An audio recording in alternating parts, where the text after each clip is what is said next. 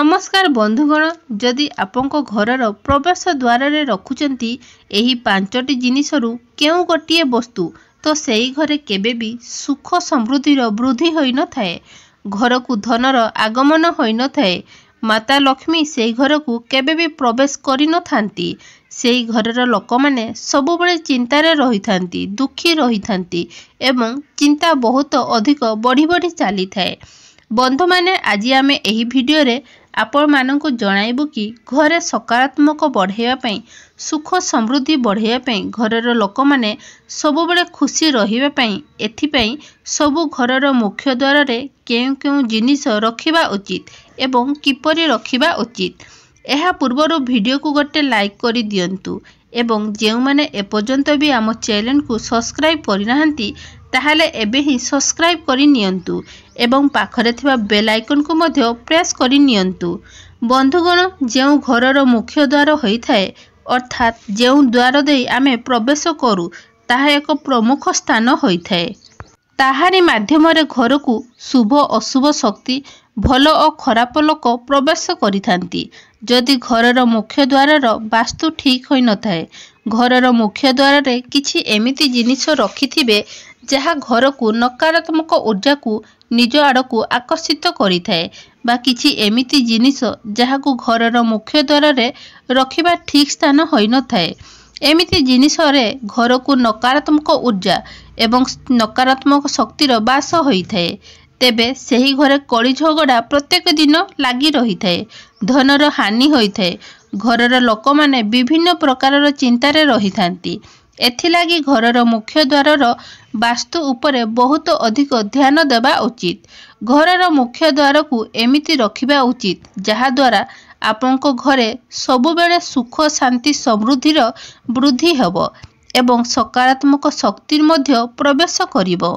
ताहाले प्रथमते बंधु माने आपण आपनक घरर मुख्य द्वार को सबुबेले सफा सुतरा रखिबा उचित, किंतु लोक माने घरर मुख्य द्वार पाखरे गछ लगाई देई थांती जहा बहुत बड़ होई थाए एवं तार छाई घरर द्वार उपरे पड़ी थाए। लोक माने घरर मुख्य द्वार रे जता चपल रखी देई थांती एवं किछि लोक माने घरर मुख्य द्वार पाखरे डस्टबिन मध्य रखी थांती, मात्र एमिति करबा उचित होई न थाए।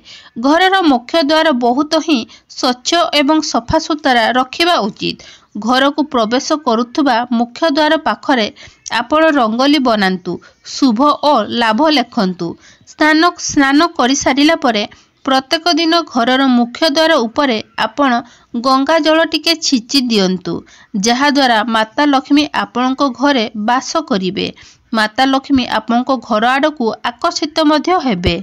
जदि आपण घरर मुख्य द्वार पाखरे जता एवं चप्पल रैंक रखुथिबे तेबे ताहाकू सबुबळे घड़ेकी रखुथिबे। घरर मुख्य द्वार उपरे अशोक पत्रर माला बनाई टांगी देबा उचित एवं घरर मुख्य द्वार को फूलमाल रे सजाइबा उचित। एमिति करिबा द्वारा घर को सकारात्मक ऊर्जा आपनक घर को प्रवेश करिथाए। सकारात्मक शक्ति गुड़िक आपनक घर आड़ को आकर्षित होई थांती। बंधु माने गोटिए कथा मने रखिबे, घरर मुख्य द्वार को केबे भी अंधार रखिबे नाही। जदि आपण घरर मुख्य द्वार को अंधार रखुछंती किंबा अंधार रहुची ताहाले सेठारे गोटिए बल लगाई दियंतु किंबा गोटिए घियर दीप प्रत्येक संध्या समय रे लगाई दियंतु। सबुबळे निजर घरर मुख्य द्वार को आलोकित रखिबे, जेउथिपई सेठारे नकारात्मक ऊर्जा प्रवेश करि पारिबो नाही। जेउठारे अंधार होइथाए सेठाकू नकारात्मक शक्ति सहजरे प्रवेश करिथाए एवं एहा द्वारा सेही घरर लोकमानंक उपरे नकारात्मक शक्तिर प्रभाव पड़िथाए। बंधु माने लोके घरर मुख्य द्वार रे भगवान श्री गणेशंकर फोटो किंबा मूर्ति लगाई थांती एवं माता लक्ष्मींकर फोटो मध्य लगाई थांती किंबा माँ लक्ष्मींकर चरण पादुका मध्य लगाई थांती। एही सबु लगेबा घर पाई अत्यंत शुभ होइथाए एवं एहा लगेबा द्वारा घर को सुख शांति और समृद्धि आसी थाए। किंतु जदि आपण भूल प्रक्रिया रे लगाउ थांती ताहाले एहा बहुत अशुभ होइथाए। तो आपण माने एहा को केमिति लगेइबार अछि देखंतु। जदि आपण भगवान श्री गणेशंकर फोटो लगाउथिबे ଏବଂ ବାହାର ଆଡ଼କୁ ଲଗାଉଥିବେ, ଅର୍ଥାତ୍ ଗଣେଶଙ୍କର ମୁଖ ବାହାର ଆଡ଼କୁ ଥିବ ଏବଂ ଗଣେଶଙ୍କର ପିଠି ଆପଣଙ୍କ ଘର ଆଡ଼କୁ ଥିବ, ଯାହାକି ଆପଣ ଚାହୁଁନାହାନ୍ତି। କିନ୍ତୁ ଆମେ ଚାହୁଁଛୁ କି ପ୍ରଭୁ ଗଣେଶ ଆପଣଙ୍କ ଘର ଭିତରେ ରୁହନ୍ତୁ। ତ ଆପଣ ସେହି ସ୍ଥାନରେ ଆଉ ଗୋଟେ ଗଣେଶଙ୍କର ଫଟୋ ଲଗାଇ ଦିଅନ୍ତୁ, ଯାହାକି ଗଣେଶଙ୍କର ମୁହଁ ଆପଣଙ୍କ ଘର ଭିତର ଆଡ଼କୁ ରହୁଥିବ। ଯଦି ଆପଣ ଗଣେଶଙ୍କର ଫଟୋ ବାହାର ଆଡ଼କୁ ଲଗାଉଥାନ୍ତି, ତାହେଲେ ଏହା ହୋଇଥାଏ ଯେ ପ୍ରଭୁ ଶ୍ରୀ ଗଣେଶ ଆପଣଙ୍କ ଘରୁ ବାହାରକୁ ଯାଉଛନ୍ତି, କାହିଁକି ନା ତାଙ୍କର ପିଠି ଆପଣଙ୍କ ଘର ଭିତର ଆଡ଼କୁ ହୋଇଥାଏ। ବନ୍ଧୁଗଣ, ଯଦି ଆପଣ ଘରର ମୁଖ୍ୟ ଦ୍ୱାରରେ ମାତା ଲକ୍ଷ୍ମୀଙ୍କର ଚରଣ ଲଗାଇଥାନ୍ତି, ତ ଏହି ପ୍ରକାରର ଲଗାଇବେ କି ଦେଖିଲା ପରେ ଏମିତି ପ୍ରତୀତ ହେବ କି ଯେମିତି ମାତା ଲକ୍ଷ୍ମୀ ଆପଣଙ୍କ ଘରକୁ ପ୍ରବେଶ କରୁଛନ୍ତି। ମାନେ ଚରଣକୁ ଏମିତି ଲଗାଇବେ ଯାହାର ଆପଣଙ୍କ ଘର ଭିତରେ ଆଡ଼କୁ ରହିବ। ମାତା ଲକ୍ଷ୍ମୀଙ୍କର ଚରଣ ଏମିତି ସ୍ଥାନରେ ଲଗାଇବେ ନାହିଁ ଯେଉଁଠିକି ଯିବା ଆସିବା କରୁଥିବା ଲୋକମାନଙ୍କର ପାଦ ଉପରେ ପଡ଼ୁଥିବ। ମାତା ଲକ୍ଷ୍ମୀଙ୍କର ଚରଣ ସବୁବେଳେ ସଫା ସୁତରା ଏବଂ ସ୍ୱଚ୍ଛ ସ୍ଥାନରେ ଲଗାଇବେ। ବନ୍ଧୁମାନେ, ଲୋକମାନେ ଘରର ମୁଖ୍ୟ ଦ୍ୱାରକୁ ସଜାଇବା ପାଇଁ ବିଭିନ୍ନ ପ୍ରକାରର ଗଛ, ଫୁଲ ଗଛ ଲଗାଇଥାନ୍ତି, ଯାହାଦ୍ୱାରା ଘରର ଆକର୍ଷିତ ଲାଗିଥାଏ। କିନ୍ତୁ ଯଦି ଆପଣ ଘରର ମୁଖ୍ୟ ଦ୍ୱାରରେ ଭୁଲରେ ବି ବା ଭୁଲ ଫୁଲ ଗଛ ଲଗାଇବେ, ତ ତାହାର ଖରାପ ପ୍ରଭାବ ପଡ଼ିଥାଏ। ଯେମିତି ଆପଣଙ୍କ ଘରର ମୁଖ୍ୟ ଦ୍ୱାରରେ ଯଦି ଆପଣ ଗୋଲାପ ଗଛ ଲଗାଇଥାନ୍ତି, ଏଭଳିଆ କଣ୍ଟା ଜାତୀୟ ଗଛ ଲଗାଇବା ଉଚିତ ହୋଇନଥାଏ। ମନି ପ୍ଲାଣ୍ଟ ବି ଆମେ ଘର ଭିତରେ ଲଗାଇବା ଉଚିତ, କିନ୍ତୁ ମନି ପ୍ଲାଣ୍ଟକୁ ବି ଆମେ ଘର ଭିତରେ ଲଗାଇବା ପାଇଁ ଚାହିଁଥାଉ, ଯାହାଦ୍ୱାରା ଆମ ଘରକୁ ପଇସା ଆସିବ। ମନି ପ୍ଲାଣ୍ଟକୁ ପଇସା ଦେବାବାଲା ଗଛ ମଧ୍ୟ କୁହାଯାଇଥାଏ। ଏଥିଲାଗି ତାକୁ ସବୁବେଳେ ଘର ଭିତରେ ଲଗାଇବା ଉଚିତ, ଘର ବାହାରେ ନୁହେଁ। ଘରର ବାସ୍ତୁଦୋଷକୁ ଠିକ୍ ରଖିବା ପାଇଁ ଘରର ମୁଖ୍ୟ ଦ୍ୱାର ପାଖରେ ତୁଳସୀ ଗଛ ଲଗାଇବା ଉଚିତ। ଏମିତି ମନାଯାଏ ଯେ ଯେଉଁଠାରେ ମା ତୁଳସୀଙ୍କର ଗଛ ରହିଥାଏ, ସେଠାରେ ସକାରାତ୍ମକ ଊର୍ଜା, ସକାରାତ୍ମକ ଶକ୍ତି ସବୁବେଳେ ବାସ କରିଥାଏ ଏବଂ ସମସ୍ତ ପ୍ରକାରର ବାସ୍ତୁଦୋଷ ମଧ୍ୟ ନିବାରଣ ହୋଇଥାଏ। ଏଥିଲାଗି ଘରର ପ୍ରବେଶ ଦ୍ୱାର ପାଖରେ ତୁଳସୀ ଗଛ ଅବଶ୍ୟ ଲଗାଇବା ଉଚିତ। ତା ସହିତ ଘରର ମୁଖ୍ୟ ଦ୍ୱାର ପାଖରେ ବାସ୍ନା ହେଉଥିବା ଫୁଲ ଗଛ ଲଗାଇବା। ଯେଉଁ ଫୁଲ ବାସ୍ନା ଦେଉଥିବ, ସେହି ଫୁଲର ଗଛକୁ ଘରର ମୁଖ୍ୟ ଦ୍ୱାର ପାଖରେ ଲଗାଇବା ଉଚିତ। ଏହା ସହିତ ଘରର ପ୍ରବେଶ ଦ୍ୱାରକୁ ଲାଇଟ୍ କଲର ବା ହାଲକା କଲର ହୋଇଥିବା ଉଚିତ। ଆପଣ silver colour, golden colour, white ଏବଂ ପିଙ୍କ ଇତ୍ୟାଦି କୌଣସି ବି ରଙ୍ଗର ପ୍ରବେଶ ଦ୍ୱାରରେ ଲଗାଇ ପାରନ୍ତି, କିନ୍ତୁ କଳା ରଙ୍ଗ ଭୁଲରେ ବି ପ୍ରବେଶ ଦ୍ୱାରରେ ଲଗାଇବେ ନାହିଁ।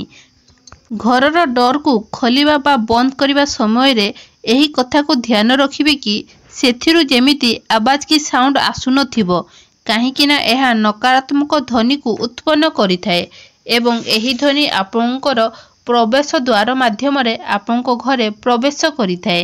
ଘରର ମୁଖ୍ୟ ଦ୍ୱାରର କବାଟକୁ ଖୋଲିବା କିମ୍ବା ବନ୍ଦ କରିଲା ବେଳେ କ'ଣ କ'ଣ ନ ହେବା ଦରକାର? ପ୍ରଥମେ ତ କବାଟଟି କିଛି ଜାଗାରେ ଭାଙ୍ଗି ନଥିବ। ଯଦି ଏମିତି ହୋଇଥାଏ, ତ ଏହାକୁ ଶୀଘ୍ର ହିଁ ଠିକ୍ କରନ୍ତୁ। ଆପଣ ଯେତେବେଳେ କବାଟକୁ ଖୋଲିବା ବେଳେ ବା ବନ୍ଦ କରିଲା ବେଳେ ଯଦି ସାଉଣ୍ଡ ଆସୁଥିବ, ତାହେଲେ ଆପଣ ସେଠାରେ ତେଲ କିମ୍ବା ଆଉ କିଛି ଲଗାଇ ଶୀଘ୍ର ହିଁ ତାକୁ ଠିକ୍ କରିବେ। ବନ୍ଧୁମାନେ, ଯଦି ଆପଣ କିମ୍ବା ଆପଣଙ୍କ ଘରର ମୁଖ୍ୟ ଦ୍ୱାରରେ କଲିଂ ବେଲ୍ ଲଗାଉଛନ୍ତି, ତେବେ ତାହାର ଧ୍ୱନି ମଧ୍ୟ ମଧୁର ହେବା ଉଚିତ। ଏହା ସହିତ ଓମ୍ର ଉଚ୍ଚାରଣ ବା କିଛି ଭଜନବାଲା କଲିଂ ବେଲ୍ ଲଗାନ୍ତୁ, ବହୁତ ଶୁଭ ହୋଇଥାଏ। ଏଥିରୁ ଯେଉଁ ଧ୍ୱନି ବାହାରିଥାଏ, ସେଥିରୁ ସକାରାତ୍ମକ ଊର୍ଜା ସଞ୍ଚାଳନ ହୋଇଥାଏ। ବନ୍ଧୁଗଣ, ଘରର ମୁଖ୍ୟ ଦ୍ୱାରରେ ଗୋଟିଏ ଜିନିଷ ନିହାତି ରଖିବେ, ତାହା ହେଲା ରେଡ୍ ପାଉପୋଛା ଏବଂ ଆୟତକାର ମ୍ୟାଟ୍ ରଖିଥିବା ଉଚିତ। ଏହାକୁ ରଖିବା ଦ୍ୱାରା ଘରର ଆସୁଥିବା ନକାରାତ୍ମକ ଶକ୍ତି ବା ଘରକୁ ଆସୁଥିବା ଲୋକମାନେ ତାର ପାଦରେ ଯେଉଁ ଆସୁଥିବା ନକାରାତ୍ମକ ଶକ୍ତି ଥାଏ, ତାହା ସେହି ପାଉପୋଛାରେ ପୋଛି ହୋଇ ଆସିଥାଏ ବା ସେହି ପାଉପୋଛା ଜରିଆରେ ସେଠାରେ ସଫା ହୋଇଯାଇଥାଏ ଏବଂ ଘରକୁ ନକାରାତ୍ମକ ଊର୍ଜା ପ୍ରବେଶ କରିପାରେ ନାହିଁ। ଏବଂ ଘରର ମୁଖ୍ୟ ଦ୍ୱାର କେଉଁ ଦିଗରେ ରହିବା ଉଚିତ? ବନ୍ଧୁମାନେ, ଘରର ମୁଖ୍ୟ ଦ୍ୱାର ସବୁବେଳେ ପୂର୍ବ ଓ ଉତ୍ତର ଦିଗରେ ରହିବା ଉଚିତ। ଉତ୍ତର ପୂର୍ବ ଦିଗରେ ହେବା ଦ୍ୱାରା ସବୁବେଳେ ସୁଖ ଶାନ୍ତି ସମୃଦ୍ଧି ଆସିଥାଏ। ସବୁବେଳେ ସେହି ଘରେ ସକାରାତ୍ମକ ଶକ୍ତିର ବାସ ହୋଇଥାଏ। ସବୁବେଳେ ସେହି ଘରେ ଦେବୀ ଦେବତାଙ୍କର ବାସ ହୋଇଥାଏ ଏବଂ ଧନର ବୃଦ୍ଧି ହୋଇଥାଏ। ବନ୍ଧୁମାନେ, ଯଦି ଆପଣମାନଙ୍କୁ ଭିଡ଼ିଓଟି ଭଲ ଲାଗିଥାଏ ତେବେ କମେଣ୍ଟ ବକ୍ସ ତଳେ ଜୟ ମା ଲକ୍ଷ୍ମୀ ନିହାତି ଲେଖିବେ। ଆମ ଚ୍ୟାନେଲଟିକୁ ଲାଇକ୍, ସେୟାର, ସବସ୍କ୍ରାଇବ୍ ନିହାତି କରିଦେବେ।